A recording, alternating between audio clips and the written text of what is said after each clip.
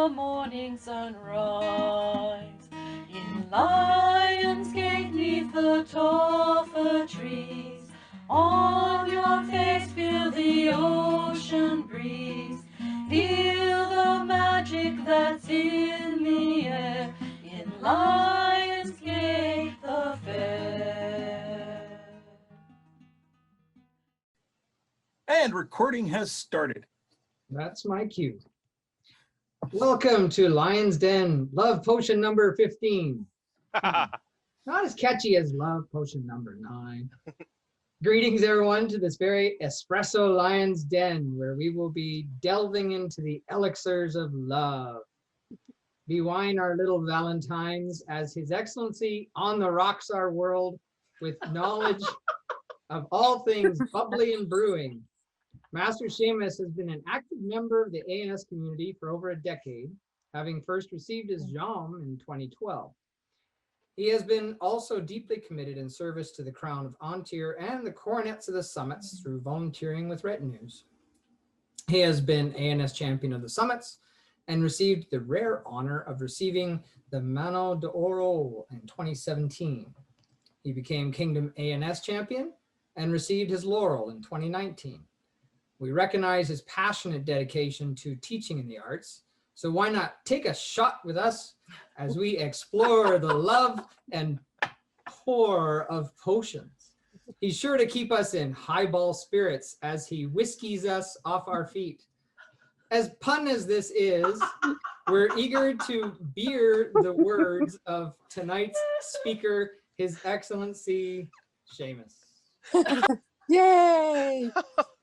That's fantastic. All right. So that's quite the introduction. Thank you so much.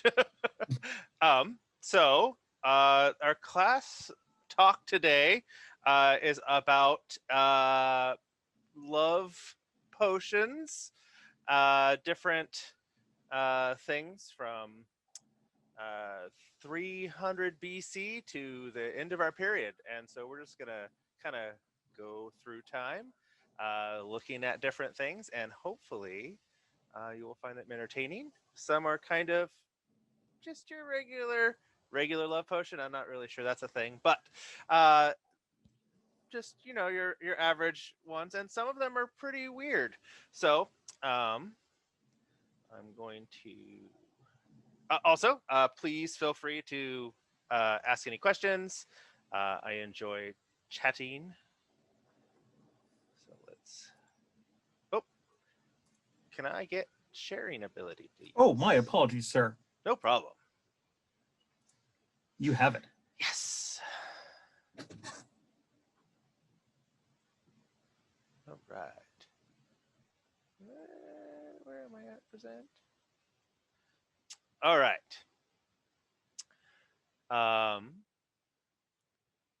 apologize if there are any weird typos. This is the first time I've taught this class, so it'll be exciting. So our very first one is from the Divine Farmer's Materia Medica from 300 BC.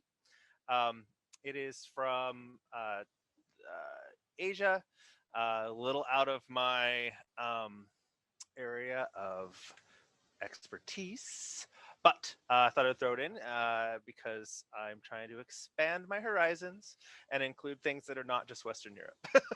So this one picture is a modern picture. Sadly, I could not find any period images of it, but it is called Ghost Eye. And it says down there that it's mainly used to treat kidney, and that women should not take it. Otherwise, they might become lustful after men. And so apparently this is only a kidney treatment for men, as we don't want our poor women who are suffering from kidney issues to become overwhelmed with their lust and go after the men. So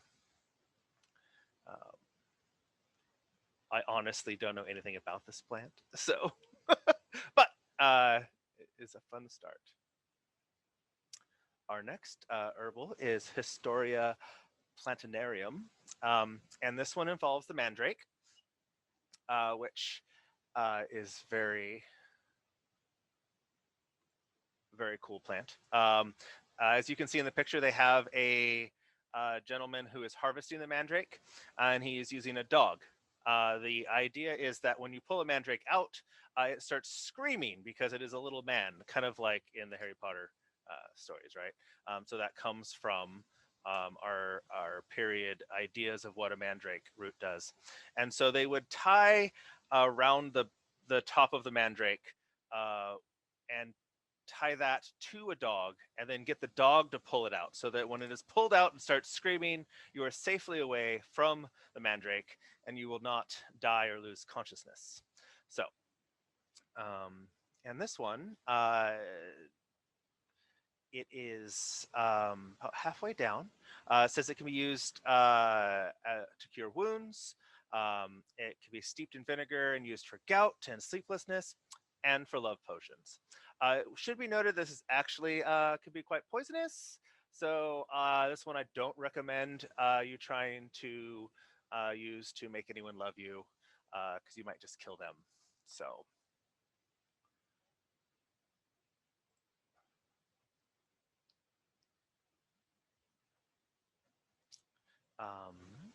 so this cyclamine, the image is actually from Fuchs from the 1500s.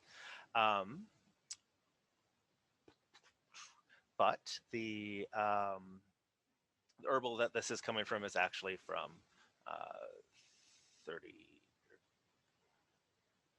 What was it again? Nope, this way. 350 BC.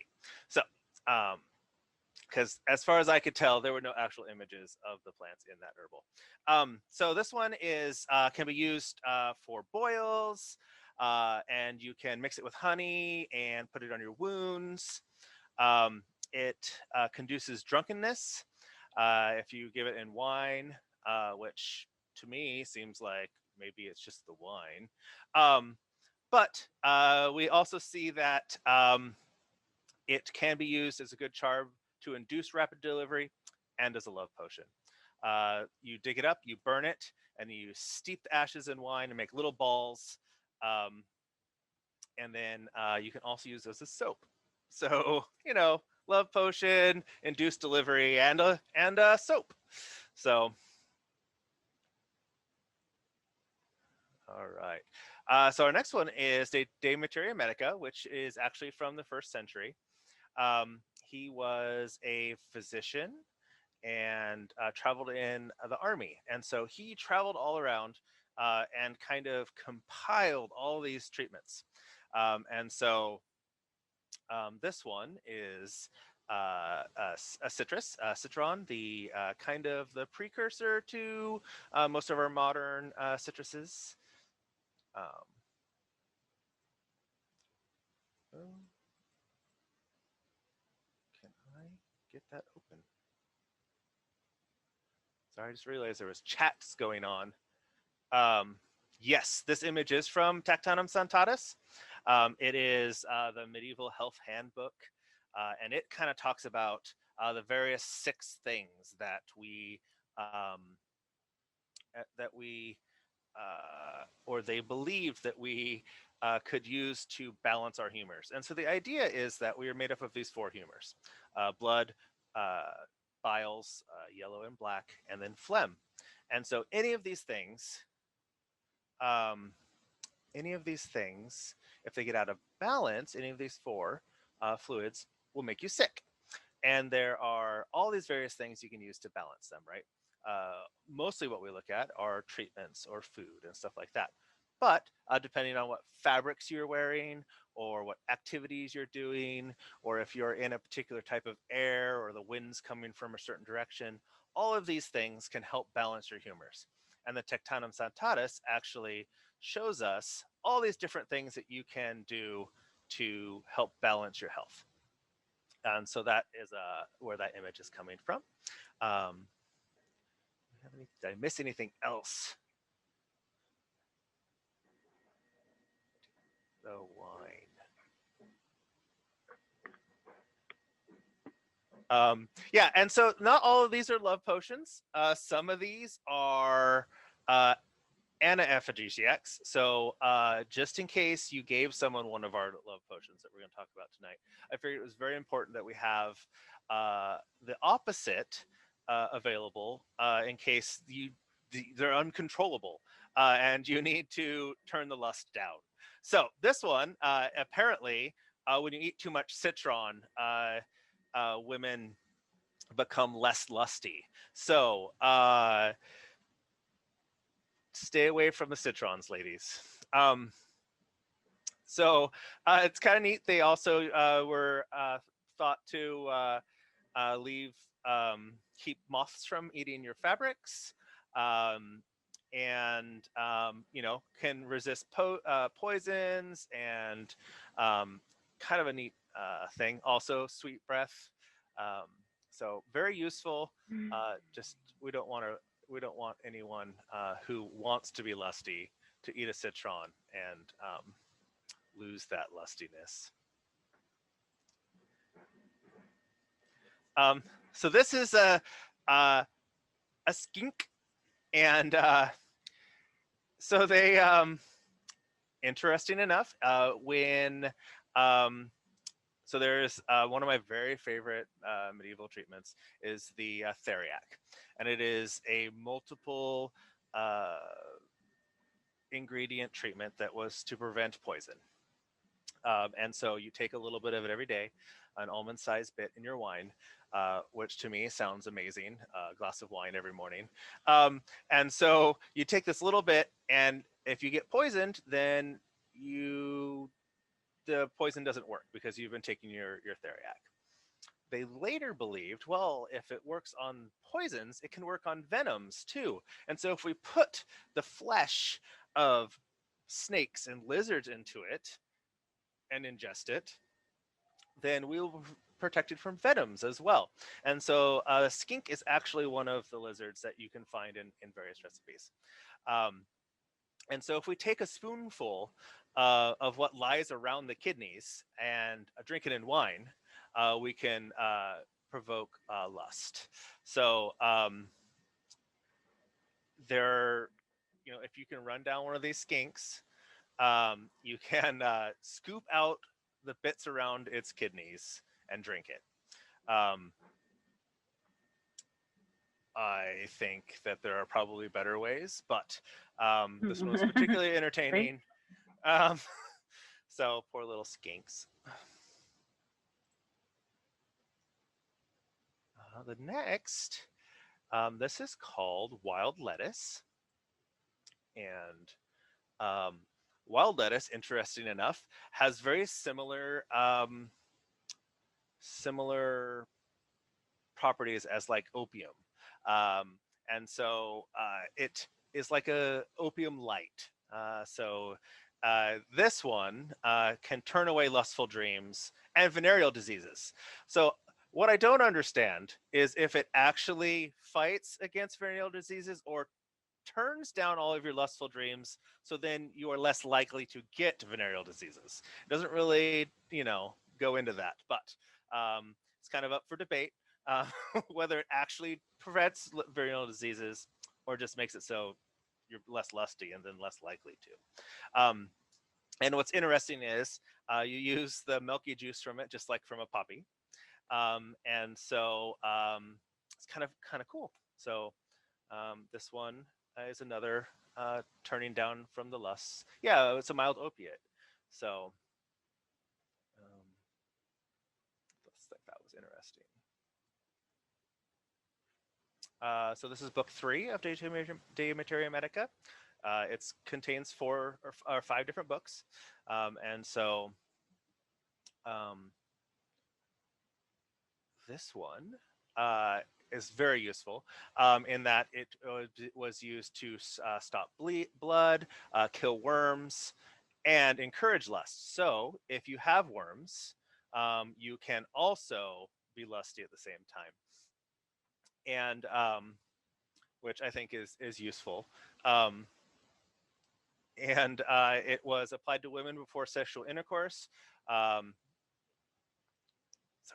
my My headset is caught. I'm starting to list to the side.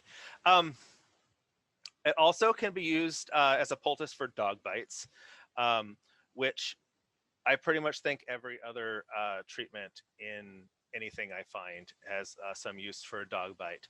I don't understand what the issues were in period, but apparently roaming dogs was a thing because every other thing could be used to treat dog bites.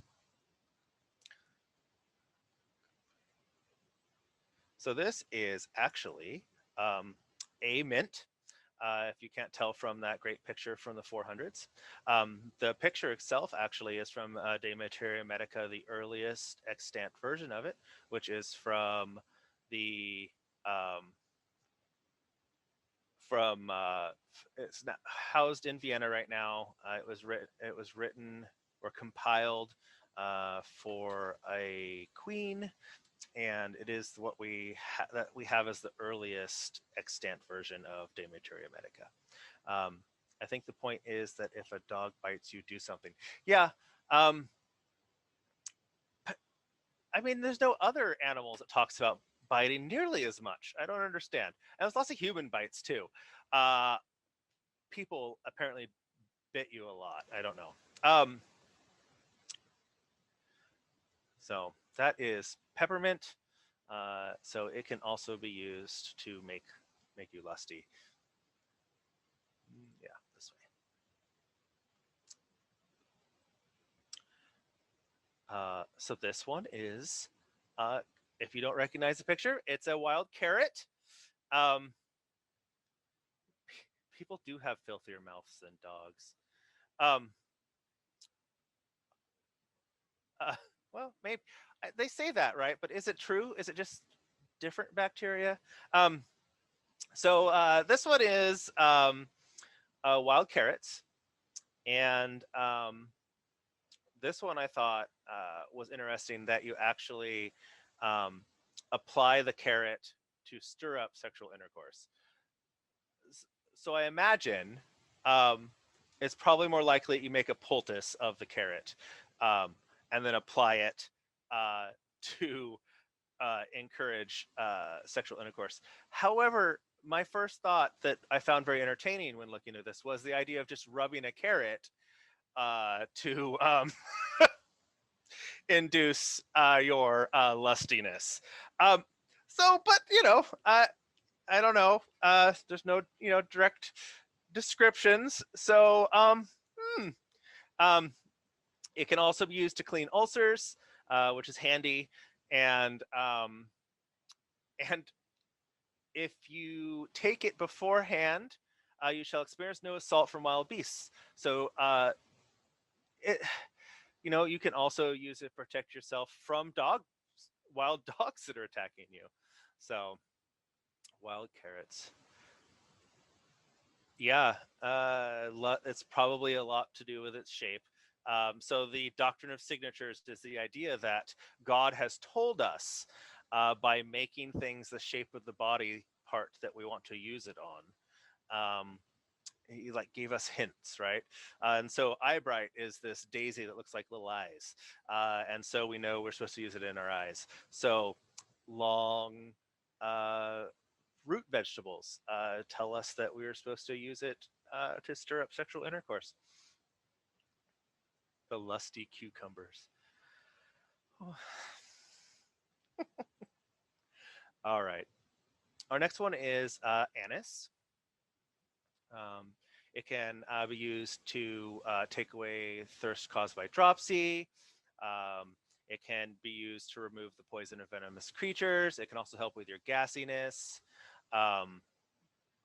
And it will also incite a sexual union. Apparently, they also used it to inhale up your nostrils to help with your headaches, which I think is kind of cool. So that is anise. Particularly awesome image, I think.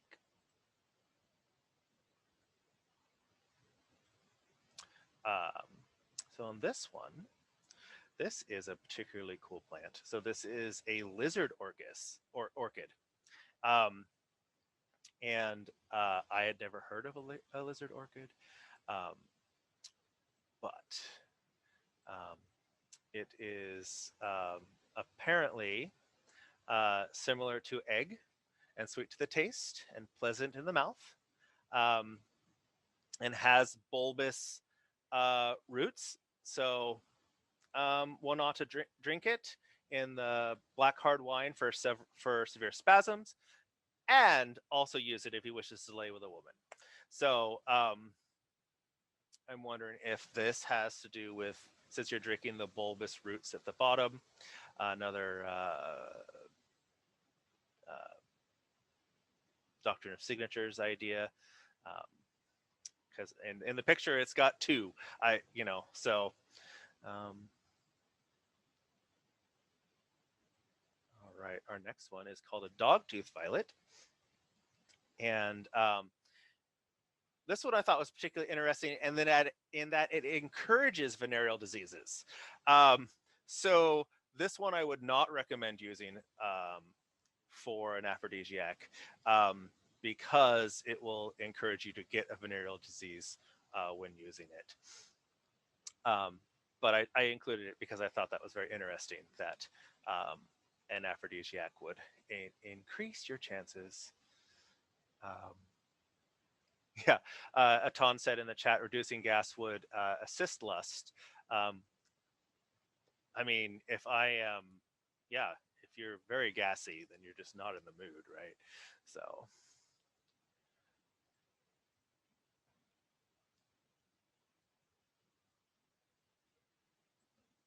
So this cool image is actually from a book of hours, which is super fun. Dogtooth is also good for dog bites. Does it encourage them? So you would think, does it say anything about dog bites? I don't think it does, which is odd, right? No. Why would the one called Dogtooth not have anything to do with dogs? So our next one is actually a sage. So the particular one that they think is actually clary sage, and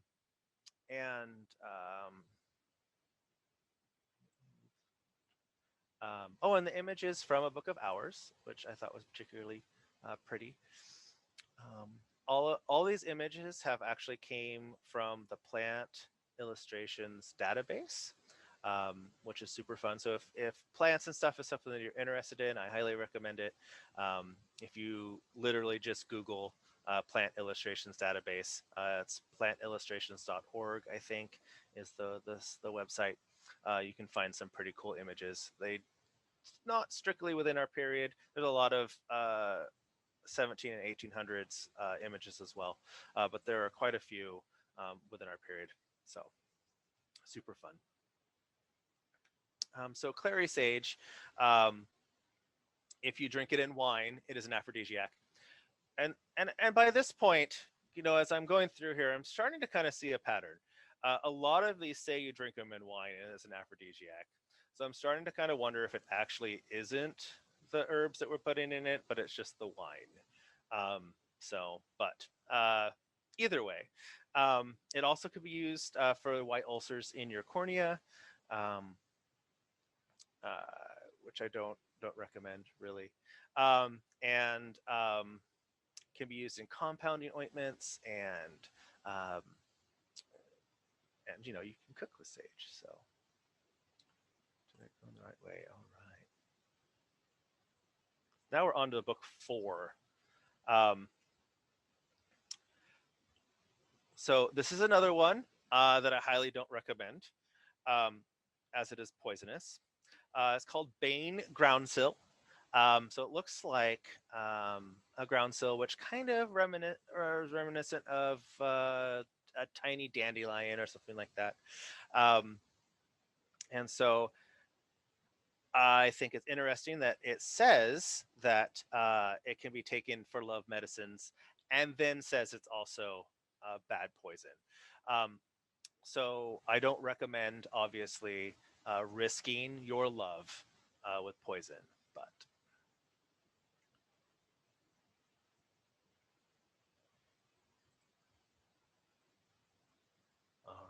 Another poisonous one. We're back to mandrakes.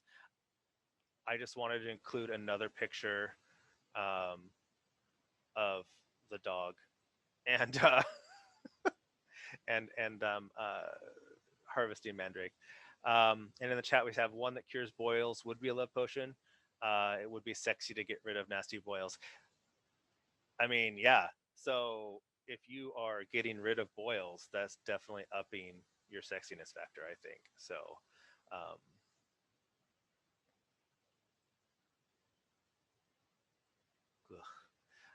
so another mandrake is mentioned again, even though it's poisonous, and is seen to be the maker of love medicines. I don't know what their deal is with trying to poison people while trying to make them love you. It just kind of seems bad. But so once again, mandrake being used in love potions. And now we're looking at 400 years later, and it's still being used, which I think is kind of interesting. So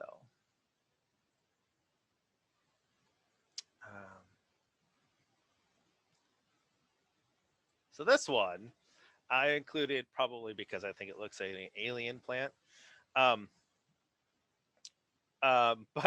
it is called kidneywort, and has these weird little round leaves. They don't quite look as drumheady as that in real life, but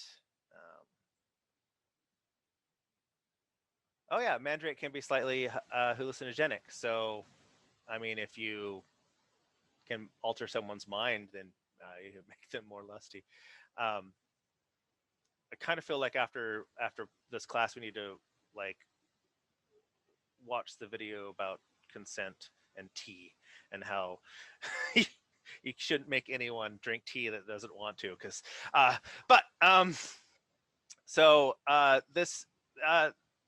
this is the kidneywort, and I thought it was really super neat looking. Can be used to induce urine, and when given in honey wine, is used for love medicines. See, once again, I'm seeing a pattern. It can also be used to loosen the obstructions of the skin and the genitals. And if it's rubbed on with wine or squirted in, which sounds horrendous.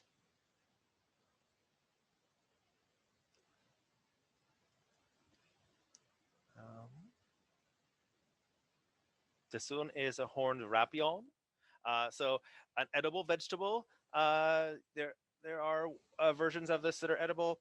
I am not actually sure if a horned one is, but it can be used for a love potion. And Duchess Eleanor from the Summits is actually growing some of these.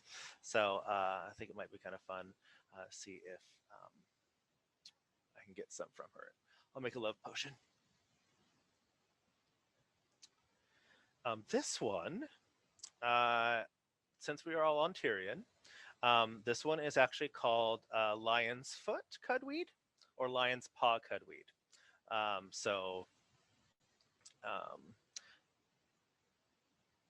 This one is very actually interesting in that it is not something you appear to drink, but you hang it on someone, and so you make them a necklace of lion's foot cudweed and get them to wear it, and then they will love you.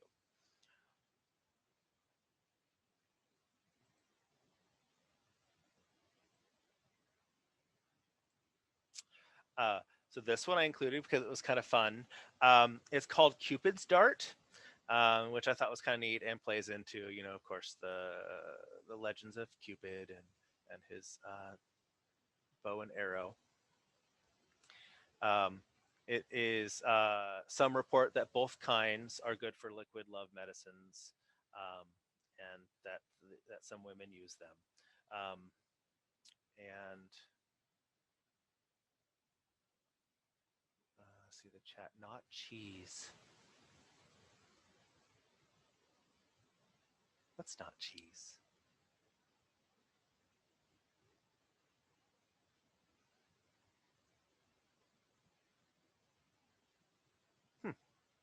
Could we elaborate on the not cheese? So this one, and we'll come back to it. Oh, I did not know about the meme going around suggesting cheese brought women to orgasm.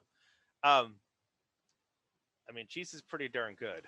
So, I mean, I don't see anything wrong with that. So let's see. So the Cupid's arrow, which I think is super neat, and fairly pretty. This is also from the. No, this one is from. I think the 1300s. The image is.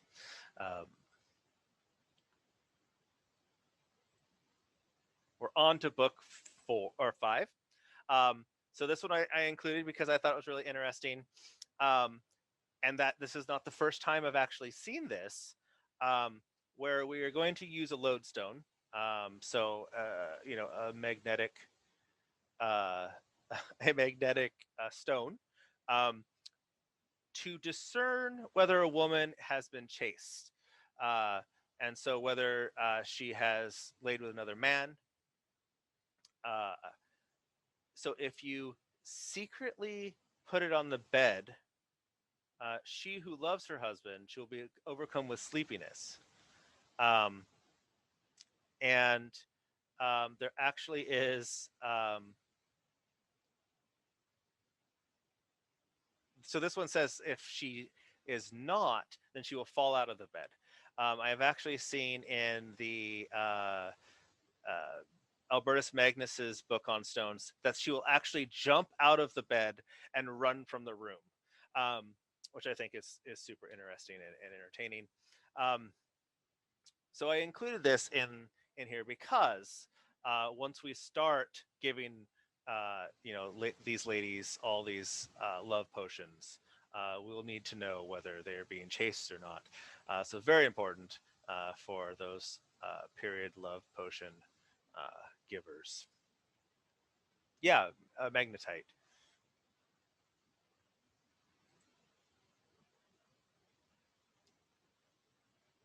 All right.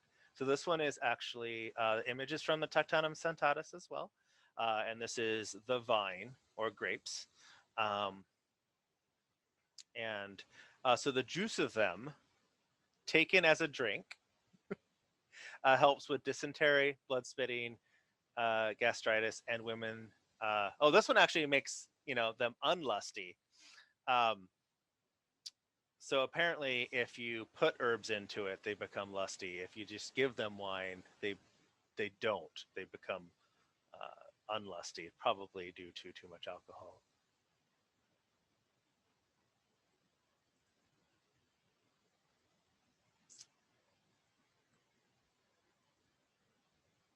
So now we're on to actually Pliny the Elder's natural history.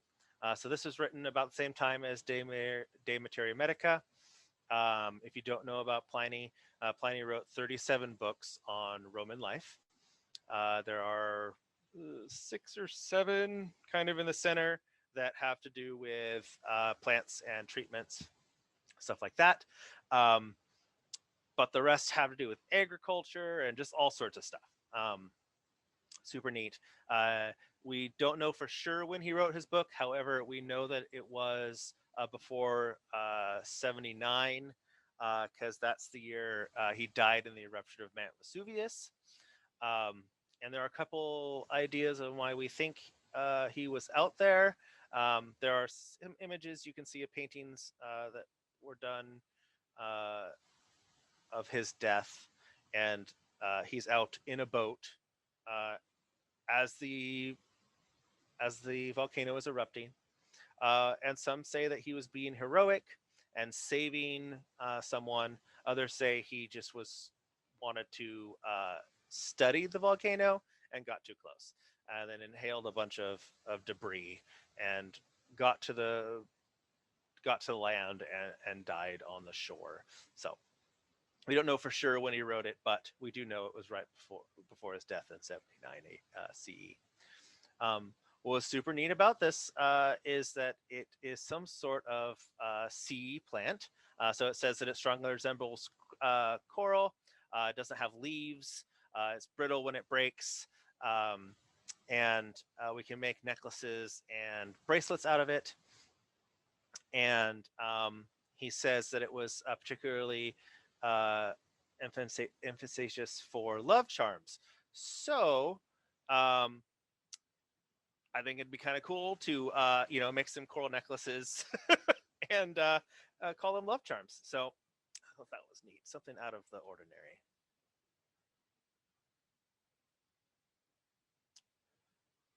He also talks about these blue globe thistles. And the Hawaiians said the same thing about the black coral. That's super neat.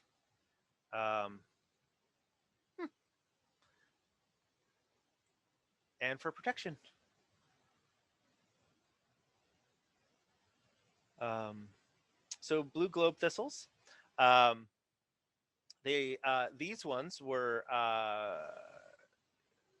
could be used on either, because it resembled organs of either sex.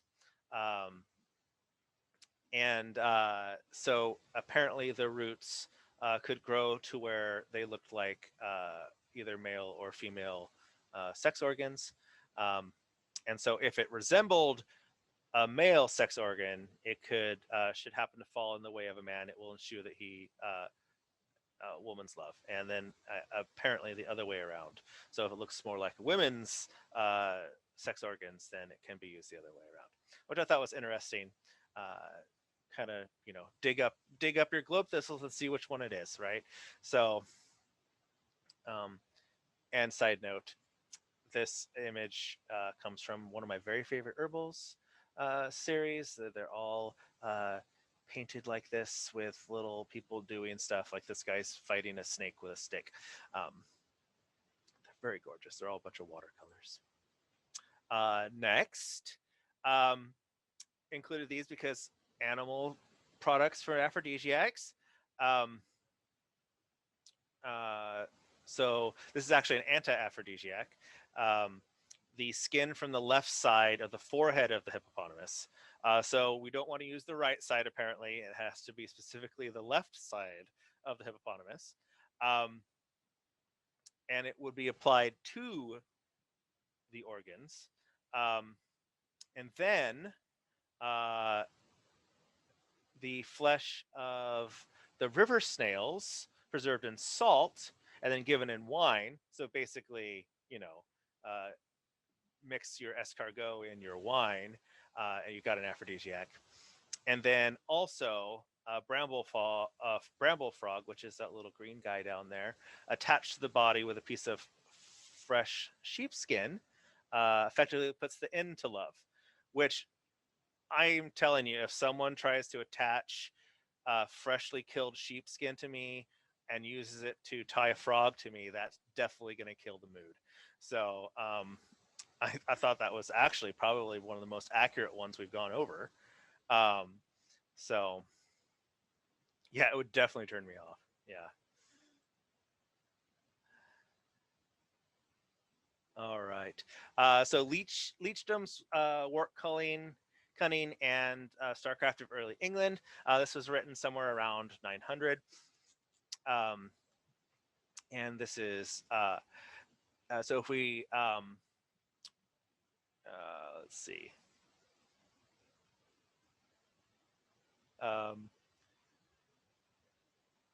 So this one actually didn't say anything much in the passage, and then like I was looking through the kind of the table of contents, and I was like, oh, it says lustful or too unlustful. So if we put it in foreign ale and drink it, then he will be after drinking it fasting, he'll be slow, and then if we put it in used milk, it'll do the opposite, right? Even now snails, snails are supposed to be an aphrodisiac. And it's kind of interesting how we see those kind of go through time, and like, there's probably not anything in snails that really is an actual aphrodisiac, but apparently, we have, through, hundreds and hundreds of years, have this idea that it is one. Super weird. So this one I thought was interesting in that we can use the we can use it either to make someone lustful or keep them from being lustful, depending on if we're putting it in ale or if we're putting it in used milk. So I thought that was kind of interesting, and that's why I included that.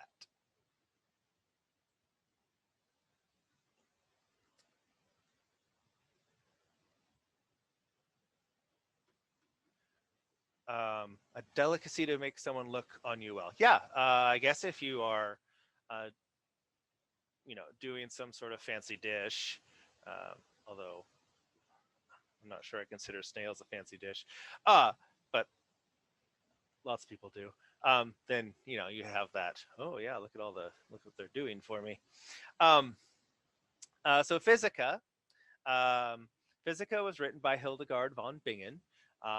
If you don't know much about her, she was a abbess from the late 12th and early 13th century. She is the one who talked to the devil and to God and all sorts of things, and had all of these books written about her visions that she saw. Some pretty neat things is she was very not into men telling her what to do. And she was also a musician, maybe a magician too. I don't know. So she would decide that she wanted to do something, and every time the men would tell her no, she would become deathly ill and be in bed until they agreed to what she wanted, and then God would heal her. And so she ended up having her own abbey. She actually became kind of a person that people wrote to for advice. Kings all across Europe, and the Pope would even write her, and just super neat. She kind of was the screw the patriarchy type person, pretty fantastic, and wrote all these books. And she is the first, dear Hildegard advice column. She's just so neat, right? And she wrote down all of these treatments that had been passed down, because if you don't have access to medicine, you go to the convent, right? Or they take care of you. And so she wrote down all of these treatments and stuff that had been passed down from abbot to abbot to abbess, right? And so she is the first one to write a natural history book in German. She's kind of considered the mother of botany. So we have like Fuchs and the fathers of German botany, but she was hundreds of years before them, and she's the mother. So she's super neat lady. I talk like I know her or something, but she's got some pretty cool stuff that she did, and her book Physica is super entertaining. So her first reference to love, or lust, is with a house leek. which is an edible plant. So if a man who is healthy in his genital nature should eat it, he'll be totally on fire with lust and will become as if crazy. And then if any man is dried up in his semen because his semen is deficient from old age, let him place the house leek in goat's milk long enough for it to be drenched by the milk. Then he should cook it in the same milk with a few fried eggs, and it can be food. I'm assuming to help with his lack of semen. So, oh, Hildy. Next, she actually references wild lettuce again. So, as we remember, it was the mild opioid. Eat the milk of it like an opium. And so any man who is overabundant in his loins should cook the wild lettuce in water and pour the water over himself as in a sauna bath. And then he should place the warm cooked lettuce around his loins while he is still in the sauna. And if he does this often, it will extinguish his lust while not harming the body of his health of his body. So he's going to get super drugged by this wild lettuce, and then he's putting wet, soggy lettuce on his loins. So that would be a lust killer for me. Arnica. So most of us know that arnica can be used and is still used modernly for bruising and wounds and stuff. And it also apparently can be used for love. And if it's if a person's skin has been touched with fresh arnica, he or she will burn lustily with love for the person who is afterward touched by the same herb. So I don't recommend picking fresh arnica and running around SCA events and touching people with arnica, just in case. But I thought this one was fairly entertaining in that, we're just touching someone with an herb and inducing lust.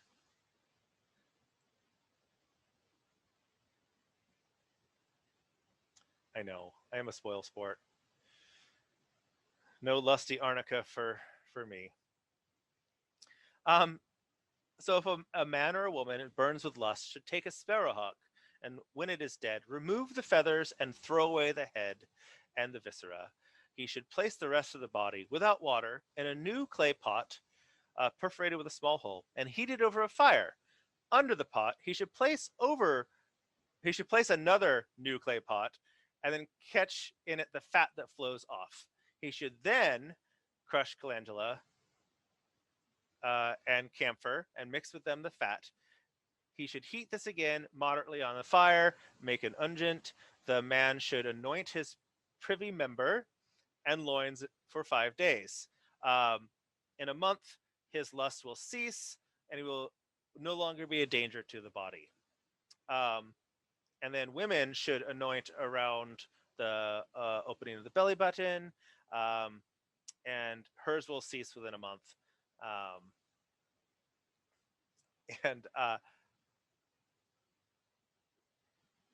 I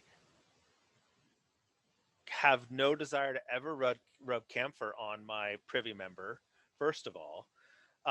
Secondly, I can't imagine it to be super easy to catch a sparrowhawk. So this should only be used when your level of lust is just so much that you just can't handle it, right?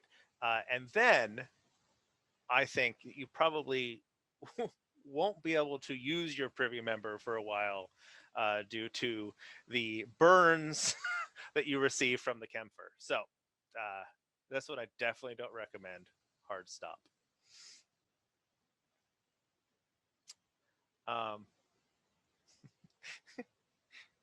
This one makes me laugh. So the flesh of bear is not good for a person to eat. Right, and how much fat does a sparrowhawk have anyway? Like, can you really get that much? And you have to go through 2 new pots that you've poked holes in.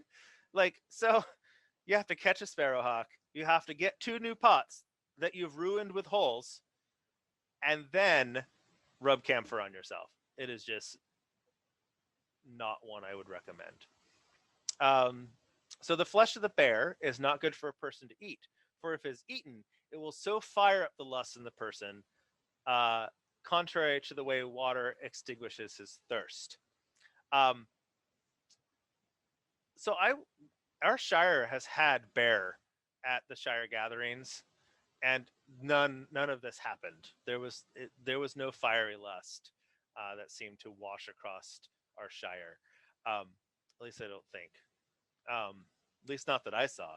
But also, pig's flesh and that of similar animals acts in the same way, but not as much. So apparently, pork is also a lusty meat, just not as lusty as bears. Uh, and it really was a disappointment, Aton. And it's on tier, so who can tell the difference? Maybe it just was par for the course, and this didn't seem out of the ordinary. It also goes on to talk about other meats that you can eat that are not lusty. I've never particularly found pork that lusty, but I mean, bears are lusty. I mean, look at that bear. It's all up on that tree.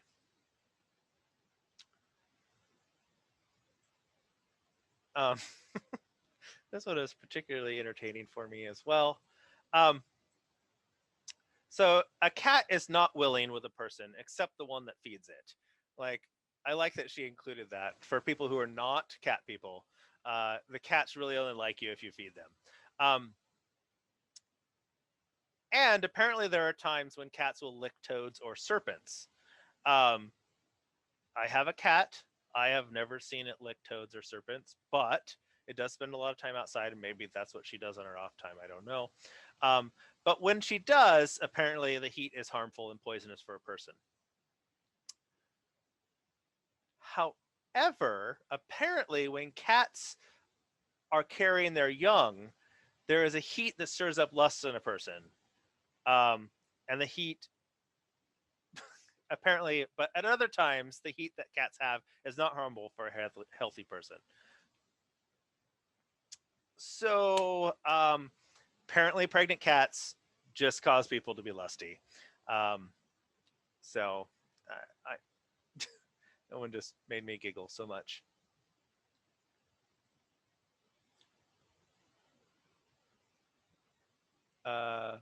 Let's see. The bear is clearly working it. Yes. Fat content, energy, yeah. And we do a lot of hunting. Bear is eaten and it's greasy but wonderful. I felt happy afterwards. And you know what they say about a happy wife or girlfriend. I guess that is true. If you're all filled up on, bear, boar, or whatever. So yeah, moral of the story, stay away from pregnant cats. Physicians of Medify. So this is a super cool book. And it was written somewhere in the 1200s, at least part of it, and the rest probably in the 1400s, but we're not really sure. It's kind of all over the place. But the Physicians of Medify were the royal physicians for the Welsh princes. And their story goes that they have descended from the Lady of the Lake. And so they're super fancy. And apparently believes that lemon balm will help with rabid dog bites, toothache, boil, skin eruptions, pregnancy sickness, baldness, and as a love charm. I actually wrote a paper on the STD treatments of the Physicians of Medify, and there are significantly more STD treatments in that book than there are love charms, which I thought was interesting. So maybe the Welsh don't need love charms. But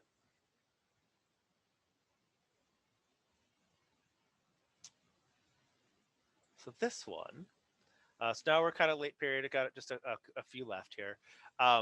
This one talks about how different exercises for English men versus English women. And so make your bodies lusty, galliard, and healthful. So men should be running after hounds and hawks, shoot, wrestle, play tennis and weapons, toss a wind ball. I don't know what a wind ball is. In my head, it's probably something like bocce ball, right? And skirmishes at base, and horse riding. For women, bowling, which I thought was entertaining. So we can tell in this picture that lady there is probably very lusty as she is bowling and probably checking out that guy that she's talking to.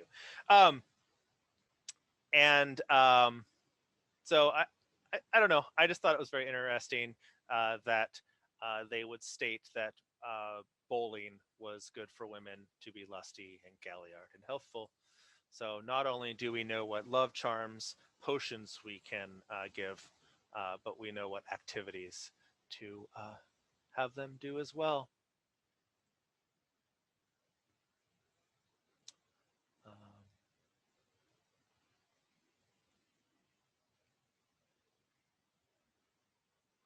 This is another one that extinguishes lust and also kills roundworms in the belly. So there, if we remember way back to the beginning of my hour-long talk about love potions, we actually had another one that killed roundworms and extinguished lust. So I thought that was kind of interesting. So I included them both to kind of like, bookend our anti-love potions and roundworm killing things.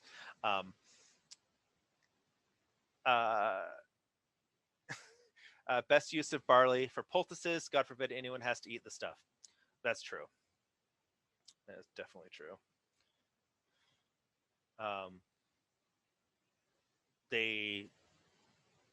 There are treatments where they just make a barley tea and you drink it to help with fevers. So, I think that's great. You drink the stuff, don't have to eat it, or put it on your head as a plaster. So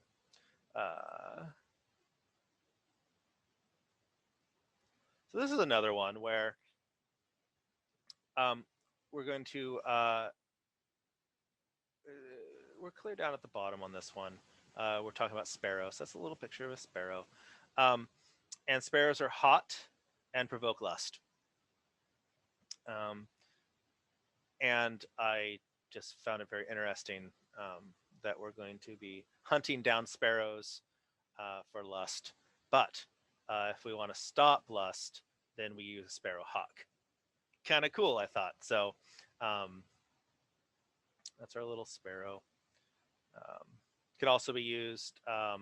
Blackbirds can be tempered in vinegar and applied to any place that has black leprosy. So apparently they were super good at catching birds. I just can't imagine any of these treatments that use birds being able to catch one of those little guys.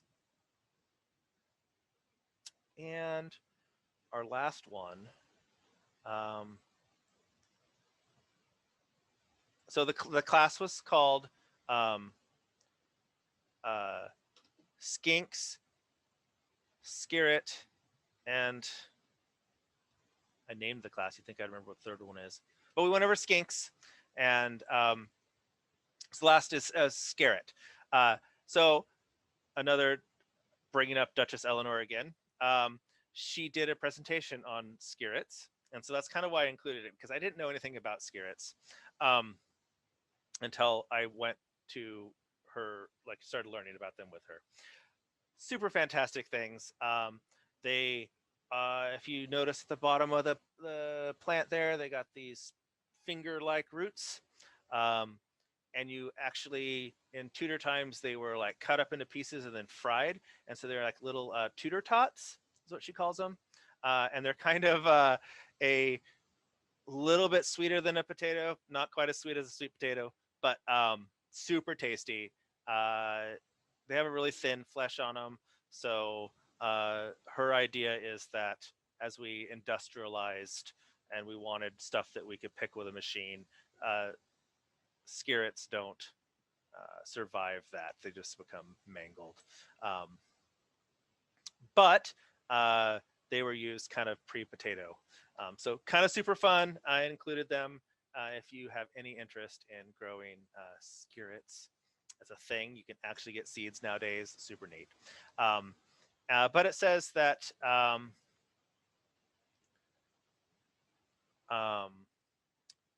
they are something windy, and by reason therefore also provoke lust.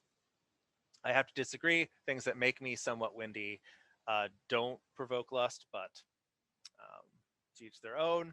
And so that's Skirrets. Are there any questions? Let me get rid of this. Seamus, I have a few questions. Yeah. I was curious if you found anything to do with medical astrology or the stars in relationship to these aphrodisiacs, particularly around correspondences or other things. No, I haven't found any. That's so interesting, just because of medieval, the connection you find in most of these sort of medical texts where they are interacting with that, but interesting. Yeah. I didn't look. So Culpepper's, which is just out of period, is super into medical astrology. And so I might look through his and see if I can find a correlation between what he lists as aphrodisiacs and if any, because every single plant he has in there, he has what zodiac and what heavenly body oversees that plant. So that'd be a good place, though, just out of period, to kind of see if there's any correlation. So. And then my second question was just around the sort of larger Hermetic tradition and how many of these things really feel like they're part of like a spell casting, and how many really are about the plant itself. So I don't know. Right. So I'm actually kind of starting a project where I'm kind of following stuff throughout our period, and kind of a lot of them. So De Materia Medica, which is the one we kind of went over a lot of, right?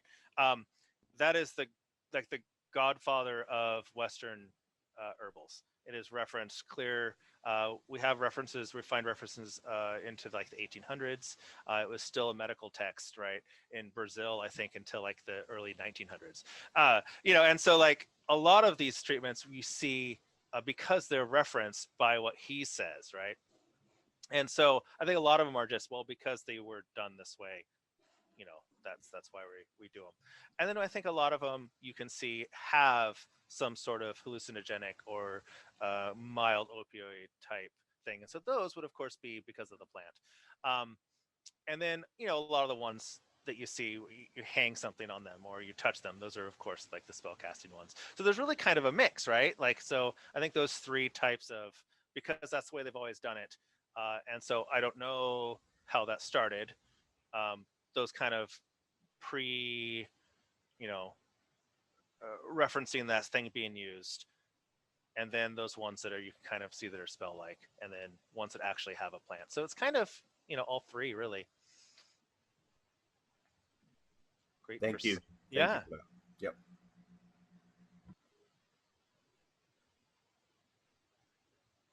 So if anybody else wants to ask questions, unmute, turn your video on. Let's chat about this, and thank you very much. That was really, really cool.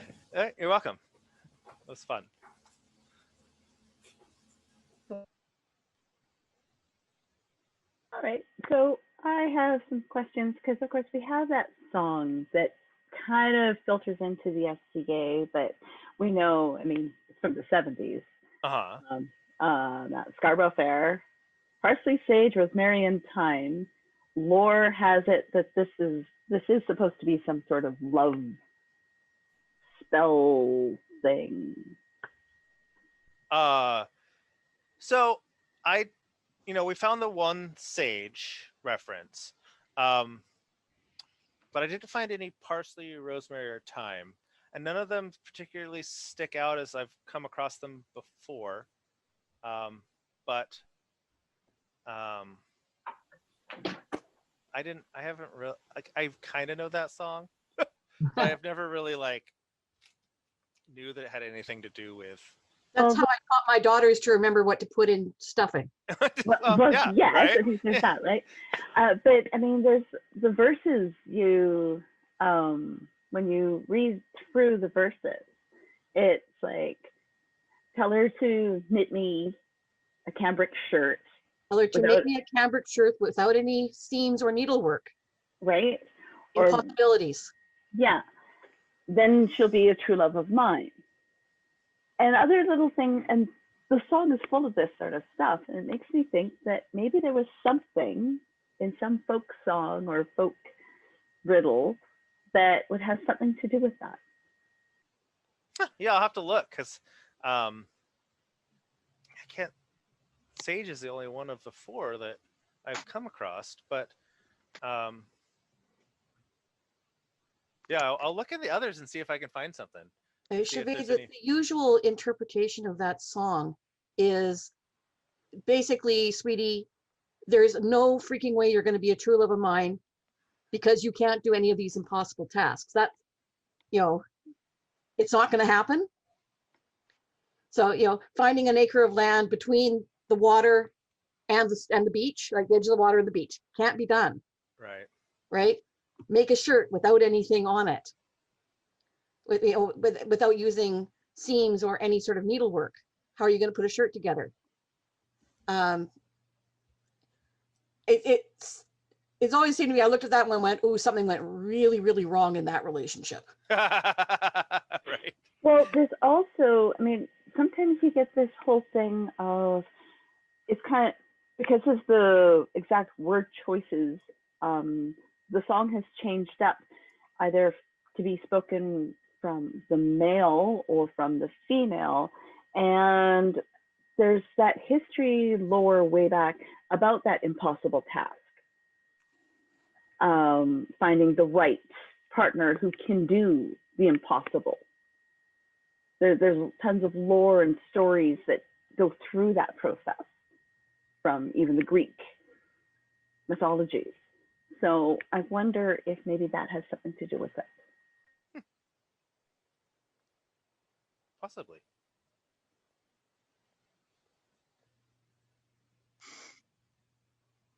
To move on from that, how many of these plants grow locally and can be grown locally? You mean local to you guys? Local to you, let's assume. So probably most of them. I'm lucky where I live. It doesn't freeze hardly ever. And so as long as something doesn't want it super dry. So I'm not sure I could grow mandrake, at least not outside, because I get a lot of rain. But it's pretty, not to brag or anything, but for the last 10 days, it's been 50, 52 degrees, 49 degrees, 50 degrees. It just is kind of, That's 5 to 10 for those of us who deal in Celsius. Right. Yeah. Sorry. So, it's just I'm in a temperate rainforest, so I could probably grow most of them as long as they don't want it to be super dry. And some of them are even, you can wildcraft. They've naturalized here. So how many of them are safe to grow? Probably most of them are safe to grow. They're,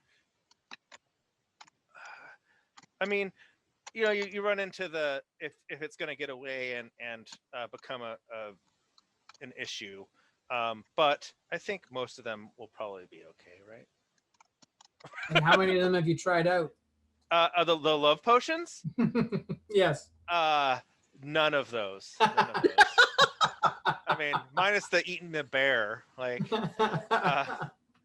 Not even the lettuce seed? no, I've never. How about the lettuce wrap in the sauna? Yeah. Well, I mean, my skin looks really good now.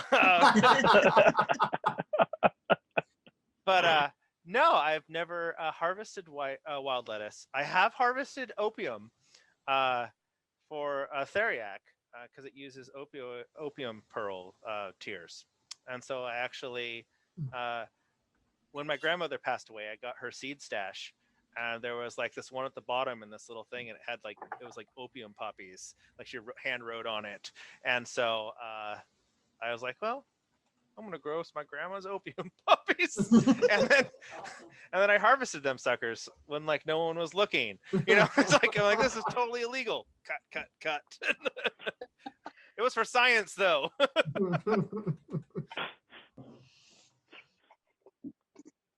I know that there's some of the plants that are poisonous to cattle. And I'm thinking of some of the ragworts and such. Right. Well, or you can take it out now. Kushag Been there a is long yellow time now. ragwort. It'll be nice and. So I know that there was one of my friends actually went out and harvested some ragwort to make dyed some wool for me out of my plant, even though it was a noxious weed, and supposedly she should have been eradicating it. Right.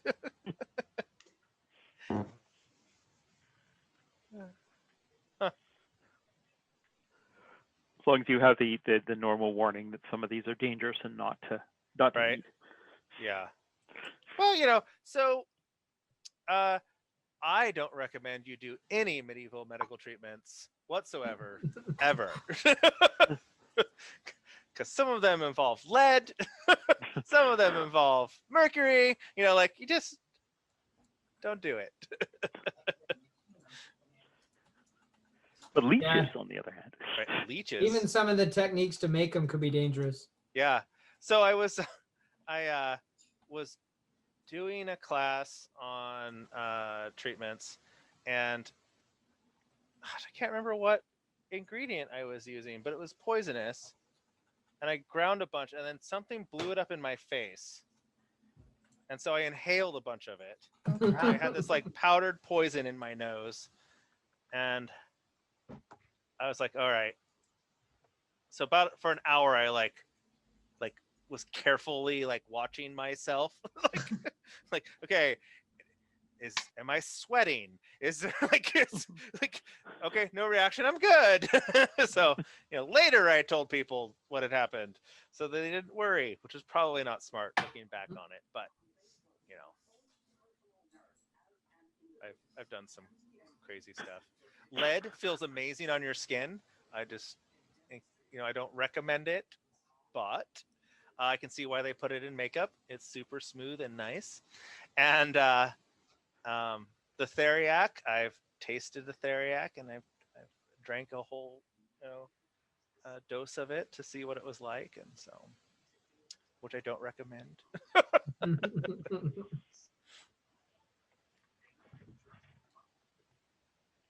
Have you looked into any North American? No. I have a Aztec source that was actually written in period and then came back to Europe just out of period. And I've been wanting to kind of research that a little bit, but I haven't really looked into North American. I had a chap on 4 weeks ago, I think, doing talking about North American personas. Ooh, that's cool. Mm-hmm. It was really cool. Moon. Yes. I love not to you know, put anyone down who has a Norse persona, but I love any persona that's not Norse just because I like to see the variety, right? And so I think that's super exciting. And I love the idea of us embracing and doing personas that are not Western European. Like, I think that's fantastic. So it's very exciting. Bioton. What did the Norse use for medicines? So I don't know. So some of the Anglo-Saxon type herbals, I think, would be fun to kind of look into. But I really mostly focused on late period English. So I have so many sources. I actually have I have a Welsh medical text book that's got 10 different Welsh medical texts in it, all from period, and I haven't had a chance to look at it. Like, I'm just like, I have so many sources. I buy them way quicker than I can read them. But sadly, I have not really looked into much Norse or, that middle period.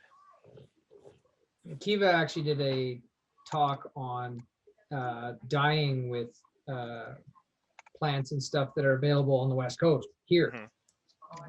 And that was really cool. Yeah. And it just shows you the different plants in different parts of the world can do all kinds of different things. Yeah. Dyeing is super fun. That's actually, so Atan was my apprentice sister. Well, she is my apprentice sister. She's, so I did a project of 1,000 ways to dye. And so I basically took all plants and then kind of, I used additives to shift the, try and shift the colors that we got, as well as using copper or alum or urine as the fixidant, the mordant. And so it's actually how I met Atan. Was she I saw my presentation and we started talking, and then the next event we were at, like, she brought all her dye stuff, and then we became apprentice siblings. So dyeing is so much fun. But after I did 1,000 of them, I kind of was like, I need to take a break.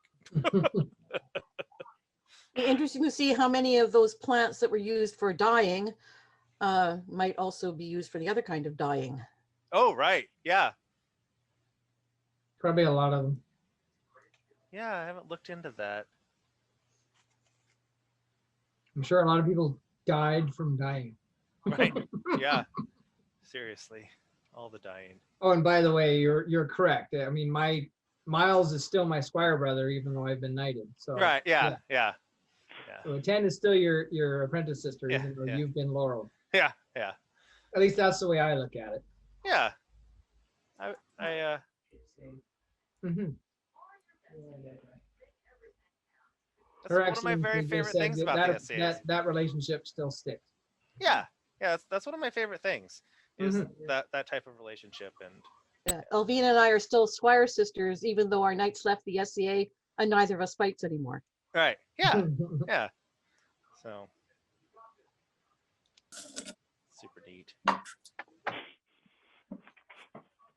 So you were talking briefly about the dying from dying. Generally speaking, it was usually the mordant that killed you. The plant was often fairly benign, depending on the plant, of course, but the mordants were really quite nasty. Yeah. Well, like, so one of the most common one you can easily get is alum, which isn't too bad.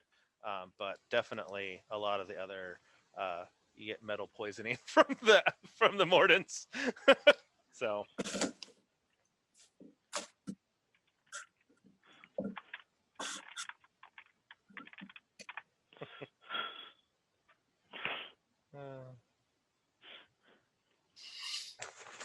Oh, that was absolutely fascinating. Thank you very much. Thank you for having me.